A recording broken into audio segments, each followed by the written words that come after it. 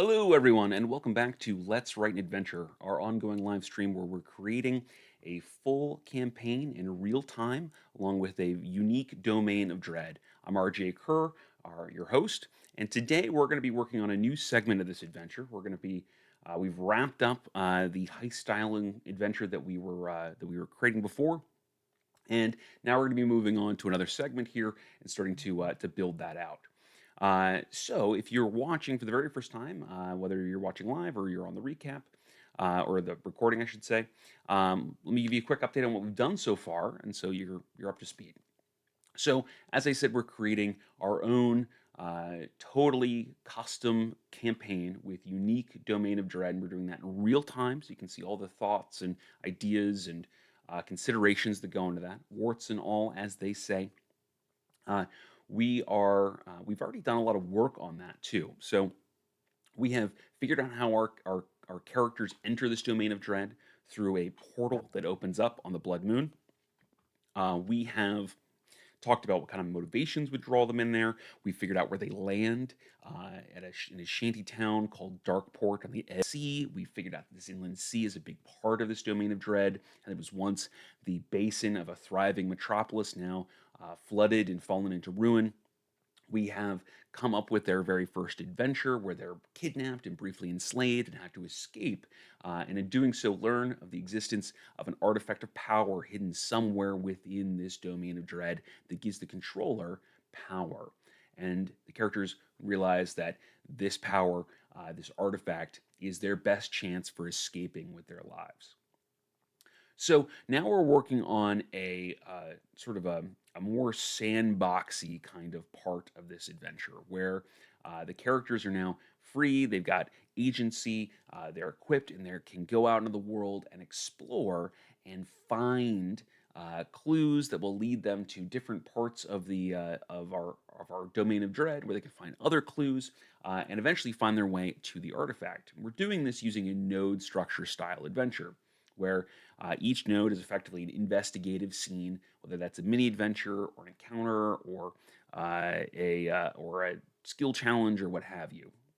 But that it provides the opportunity to find three or more clues that lead to other nodes, other investigative scenes, and if the characters follow those, they'll eventually find their way to the location of the artifact. This gives our players, I should say, a lot of agency because they can send their characters wherever they like around the world, and it still gives us as dungeon masters a structure with which to write. So we can kind of build this world ahead of time, and we're not having to scramble and come up with all of these things in the moment.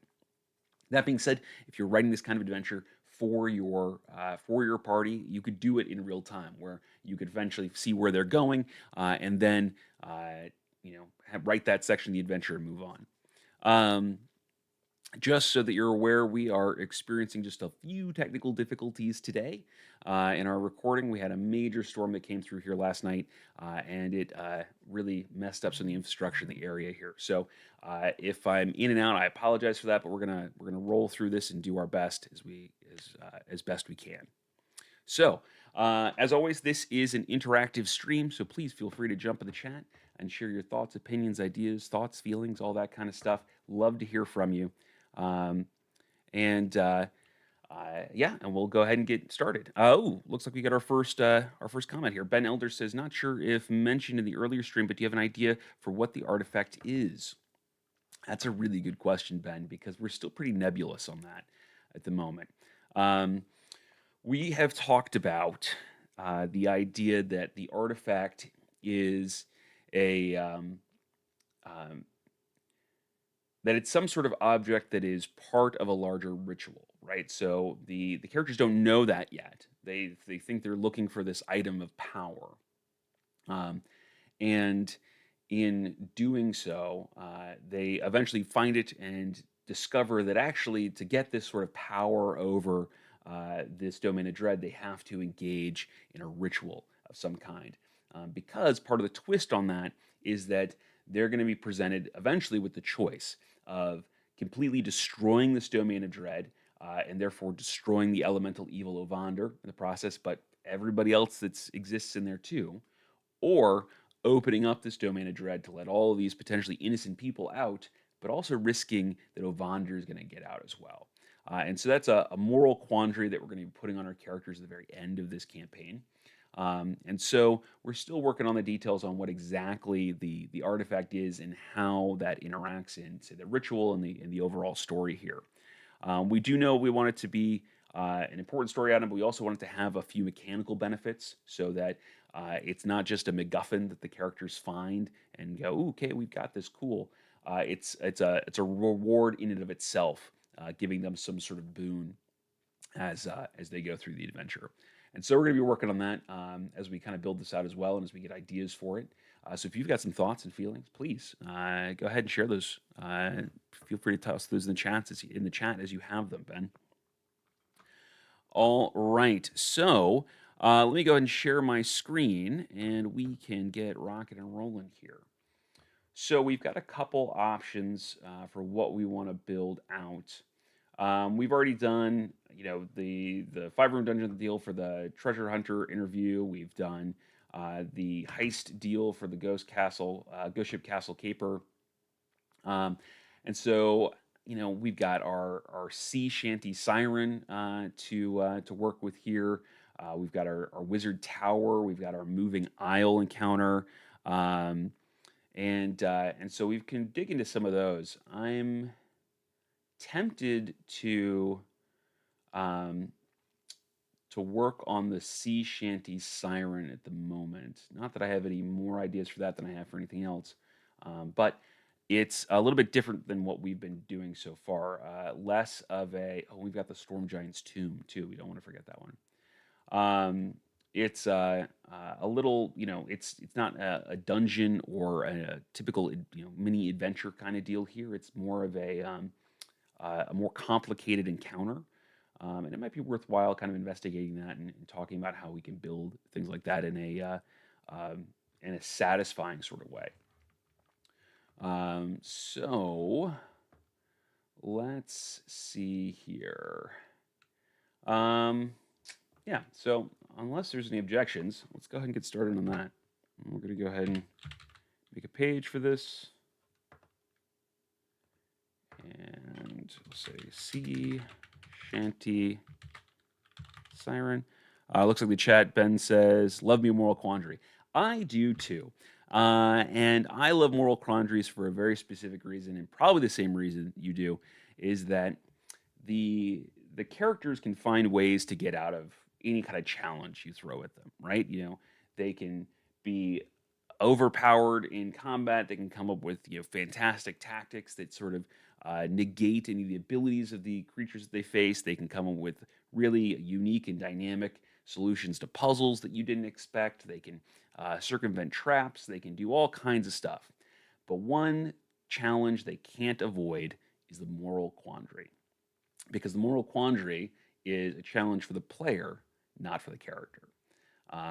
So it becomes a really powerful one if done correctly. And so I'm a big fan of it.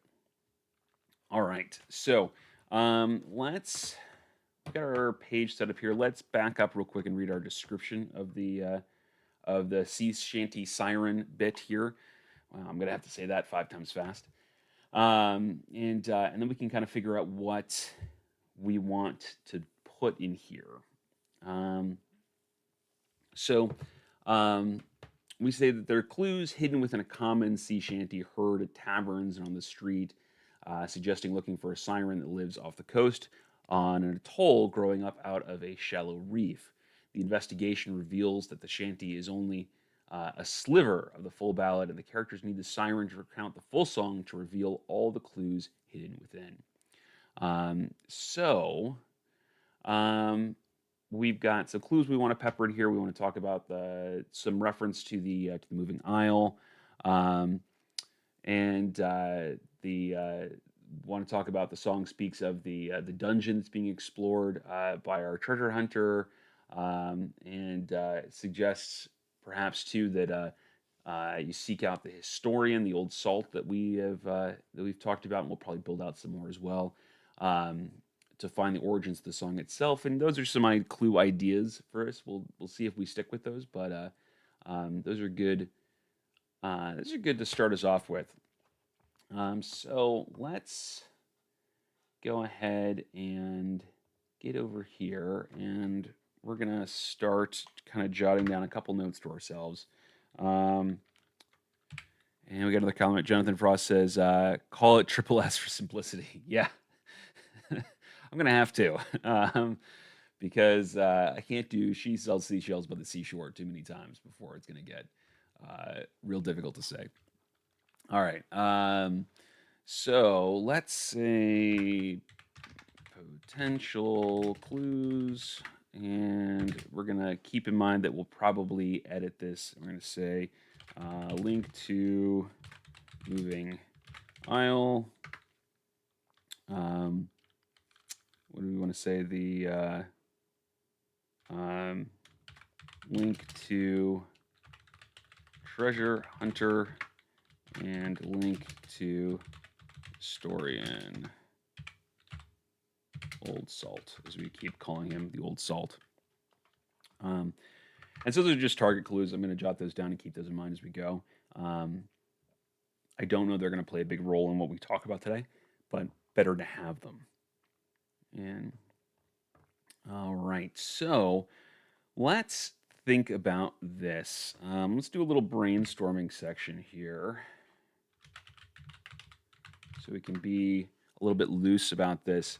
As I said, I don't envision this um, uh, as a traditional sort of like mini adventure, right? I'm thinking more along the lines as a layered encounter, which is not a formal term. I just the way I think of social encounters is simple and complex, and complex encounters have these layers to them. They have segments, so that it's not one dice roll, one success, and you're good to go. They often require some give and take, some negotiation. The you know An example of that in its simplest form would be the would be something like in a Lost Mine of Phandelver. You have the interaction with Agatha the Banshee, where you have a lot of layers to that interaction in terms of you've got a mixture of skill checks, and you've got some bribery, and you've got all these little parts and pieces to it. We can make something like that, but we can make it a little more complicated, so it's really kind of worthy of a session. Um, Jonathan Frost says, "What was the format for this? The extended skill check." Um, yeah, we're gonna do some of that. I don't envision this as a pure skill challenge kind of thing here, um, simply because um, we've got a lot of options for some storytelling here, and we've got a lot of options for some really dynamic role play, and we don't want to limit ourselves to a set of rigid skill checks. And so we're going to kind of use that as our framework, as a skill challenge, as a general framework, and then we're going to kind of build out from there. And we're going to riff on that a little bit. Ben Elder says maybe the logbook could point the way to a person instead of a place. Maybe the last descendant of whoever helped seal the evil away, and maybe a sacrifice is required. Dun dun dun. Yeah, could be. I love a good moral quandary on that. We still haven't figured out what they've got to do. We've kind of figured out where they need to go to get the artifact in very loose terms. We haven't come up with that adventure and what they're going to need to do and what twists we want to put in there. And that'll be a much larger adventure. It won't be one of these 5-room dungeon kind of deals that we've been building before. We're going to use some other formats for that to make that a more extended experience. We'll definitely have a place for some twists and turns in that. Mr. Mech says, when giving a party something old or ancient, how readily available do you have information that can be found throughout the world without having the party research it specifically? Um, I make sure that's a really good question. I make sure that the vital information can be found in relatively simple ways, right? And I'm not saying you make those easy ways. I'm not saying that you just kind of like lay those at the character's feet, but that they can find what they need to know about it right away, um, in places that are somewhat close at hand, right? Or some places that are obvious about it. Um, and what they need to know and what they can learn about it are two very different things for me. The need to know is the stuff that it's like, uh, these are the things that are going to affect you right away with it. This is what you need to do with it ASAP. This is, things like, there are other factions searching for this. You might want to protect it. Those are the sorts of things that the characters might need to know about it right away. And so we make those easy to find, uh, either by hearing rumors or other interactions or what have you. Um, the stuff that's good to know, the stuff that's helpful to know, stuff that they may eventually need to know but don't need to know right now, I spread that out throughout the world. I do try to come up with several avenues to find the information, but I don't limit. Um, I should say I don't make it easy, right? And it may involve some research because there are research mechanics in the game. There are classes that are better at research, that kind of deal. Um, the there you can have it so that there's a certain person who knows something like this, an ancient undead, a ghost, things like that information. You could require somebody who needs to cast a spell like legend lore on it, to learn some of that information. They got to go find somebody who's able to do that kind of thing. Um, but the effectively, the more valuable the information about it, the more difficult it should be to find. If it's trivial stuff, it should be easy. If it's stuff that they need or they're not going to understand the point or the value of this thing, then yes, they should learn that right away. Everything else kind of scales with the value of that information. So, for example, with this artifact, with the ritual, that's incredibly important. They're going to need to know that at some point, but they don't need to know it right away. So they're going to have to work for that information, and they're going to have to work hard because it's a big, important piece of information. Um, Ben Elder says, could the tavern have a very old portrait above the bar showing a temple being built on the back of a giant turtle? Absolutely, it could. And those are cool little world building things to litter in there. Um, some and again, this is maybe an ego thing, and take it with a grain of salt for whatever it's worth. But I love the feeling of when your characters, or I should say, your players, feel like you've been laying track for a very long time. So when you put little details like that into the world early on that are meaningless in the beginning, um, and then they find this place, it becomes important later on. That location is revealed. Um, the that the feeling that I get from that is tremendous, and I think a lot of DMs enjoy that feeling of the players kind of looking at you as sort of a master storyteller, and putting things like that in there, like a portrait above the bar about this place they're eventually going to find they knew nothing about at the beginning, is a great way to do that kind of stuff. Um, you can also kind of do that in um, I'll say in retrospect, but that's probably not the right term for it.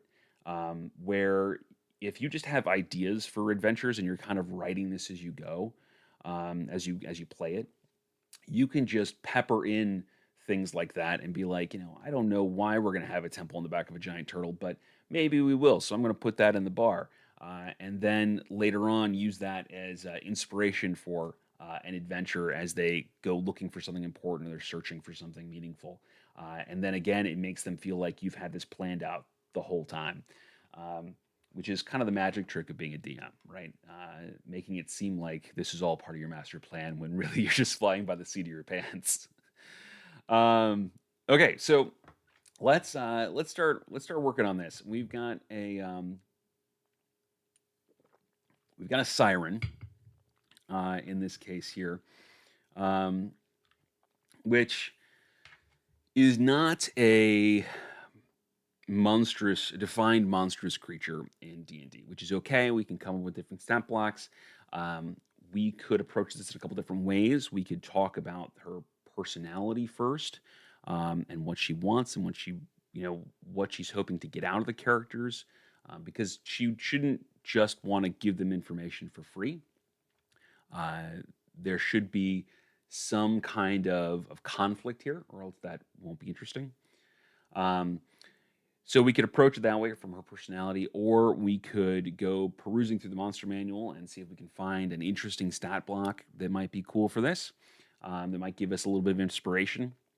Um, Both are valid ways to do this. Either one will kind of get you where you're going. I think today I want to kind of start with the personality and think about that because we've done the let's peruse the monster manual thing in the past.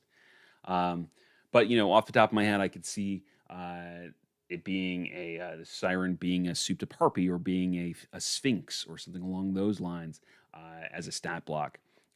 But we can we can play with that later. So let's think about this siren and kind of this is where getting into the head of a creature like this can be a little bit difficult because they don't necessarily have the same sort of human motivations that we might expect, but they still need to have motivations that are similar enough to humans that they are understandable and recognizable. My point to this is, you know, um, I kind of envision this siren as like sort of your classic kind of, in many ways, kind of idea of like the Greek concept, the Roman concept of a siren, and so we have this enchanting creature that lures beings to this atoll, uh, and maybe that's what they want. They devour living people. Maybe that's the conflict here. We need information from a monster that wants to eat us, but we can't kill it because we need the information. Um, the Alternatively, as an entity that's perhaps maybe immortal or extremely long lived, it might want something else. There might be some sort of task it wants completed. There might be something it wants brought to the atoll, something it can't get its hands on normally. Um, so we can make this as alien or as um, well, or as close to human as we want. Um, it depends on how we want to frame our siren. I ooh. So we could. I'm almost starting to envision our siren in many ways as a play on a hag. Um, Not a hag per se, but that maybe some of that kind of um, vibe in a way where it's like a more powerful sea hag kind of thing, where um, they so maybe they can change what they want. It might be something inscrutable, something that the characters don't really understand, but can give us a lot of play for that. And it doesn't have to be an item. It might be a favor or an action. It might be it could be all kinds of things. But let's get some ideas down about this siren. And so, love to hear your thoughts on it as you have ideas about the siren and what kind of a creature it is and what are the characteristics of it and what it perhaps wants, that kind of deal. Um, and and then yeah, we'll jot down some ideas. Looks like we've already on here. Ben Elder says the siren is weak from running as the domain has allowed her victims to rise as vengeful ghosts. She asks the party to destroy a ghost ship that pursues her. Hmm. Hmm. Yeah, that could be a good one. That could be a really good one. So she's predatory, is what we're getting at here. That's one of her core traits. When I approach characters from their personality, um, the uh, I like to kind of boil down to some core traits that they have because they kind of become guiding lights for me as I run the adventure and run that role play because the role play becomes incredibly important in those situations. Um, so yeah, so I could see her. I think having her is somewhat predatory is a cool idea. Um, Puts me in the mind um, of things like Medusas and what have you. Let's see here. Ben Elder says, like Lawful Evil, see which kind of thing. Yeah, yeah, yeah. That could be cool. That could be cool. Let's consider that one. And then Mr. Max says the siren wants the people that it lures to find a replacement for her, a handed down curse, so she can go back to her old life. Interesting. That's another sort of moral quandary that we could toss in there too. Um, so let's get some of this jotted down so we don't forget it here because we're getting close to the end of our time. Oh, and then Jonathan Frost says she predates the time of Evander's Rising. She remembers a time when the world was more pure. Yeah, I think that that's really important to her character that she's very old, um, or I should say she's ancient, because that's part of the reason why she knows the things that she knows. Um, yeah. All right. So let's jot some of this down. So the siren is a creature by nature, is a predatory creature by nature. She lures beings to her toll and feasts on them. However, recently she has developed a problem of another kind. We'll say ideas. I'm going to say weak from running from the ghosts of her victims. She wants the PCs to destroy a ghost ship. Other is Siren is looking for someone to pass her purse down to, so that she can return to her normal life. And those are two ideas we have. Let's see here. Whatever the case, Siren is ancient. She predates Evander and remembers a time when the world was new and pure. Okay. Cool. All right. So that needs a space. Yeah. We'll have to decide which of these we like the best here and kind of what we want to get out of this. If we want to have more of a combat element to it, or don't even have to have a combat element to the. I was going to say if we want to have more of a combat element, then it might be like, hey, let's focus on destroying the ghost ship. But then again, that could be a ritual to lay the ghost to rest. It doesn't have to be a combat encounter. It could be setting up the ritual, and that could be part of our skill challenge here, that kind of thing. And so we have a mix of sort of a layered social interaction with a skill challenge of creating this ritual to put these ghosts to rest, kind of end the haunting. And let's see, the siren's looking for someone to pass her curse down to. That's another cool one because it's kind of a moral quandary again. She has the information they need. The characters need that information, but to do so, they've got to turn somebody over and have them cursed to become the siren and take her place. That could be interesting. It could set them up for some of the other kinds of moral quandaries that we'll have for them as they move their way through the adventure. Good ideas. And then Jonathan Frost says, does she have gatekeepers that the party have to defeat or circumvent? not necessarily combat to reach her.